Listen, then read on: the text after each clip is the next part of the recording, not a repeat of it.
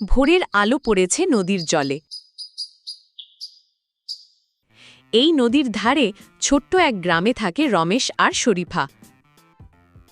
রমেশ বানায় হাঁড়ি আর শরীফা বিক্রি করে মাছ। আহারে, আজ তো কাদা পিলামই না, নদী একেবারে শুকিয়ে যাচ্ছে। হাঁড়ি বানাবো কেমন করে? রমেশদা, আমি আজ একটা মাছও ধরতে পারলাম না। নদী আমাদের দয়া করছে না আর। তোমার মতোই আমিও সমস্যায়। এই নদী যদি শুকিয়ে যায়, আমাদের দুজনেরই কাজ শেষ। রমেশ আর শরীফা বুঝল, নদী শুকিয়ে গেলে শুধু ওদের না, পুরো গ্রাম বিপদে পড়বে। চলুন সবাইকে বোঝাই, নদীর ধারে যেন কেউ আর ময়লা না ফেলে, গাছও লাগাতে হবে। তারা বাজারে, মাঠে, দোকানে গিয়ে কথা বলে, কিন্তু অনেকেই হাসে। কেউ কেউ বলে, দুজন মানুষ কি করতে পারবে? তাতে কি, আমরা শুরু করি, গাছ লাগাই, নদীর ময়লা পরিষ্কার করি।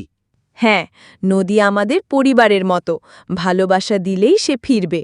রমেশ আর শরীফা একাই কাজ করে যায়। কেউ সাহায্য না করলেও তারা থামে না। সপ্তাহ খানেক পরে নদীর জলে একটু একটু করে ফিরতে থাকে প্রাণ। মাছ দেখা যায়, কাদা জামে, গ্রামের লোক চমকে যায়। দেখলেন তো, নদী আবার হাসছে। কারণ আমরা তাকে ভালোবেসেছিলাম, নদীও আমাদের ফিরে ভালোবাসল। রমেশ আর শরীফা শেখালো, প্রকৃতি রক্ষা করলেই সে আমাদের রক্ষা করে। ছোট কাজও বড় পরিবর্তনের শুরু হতে পারে।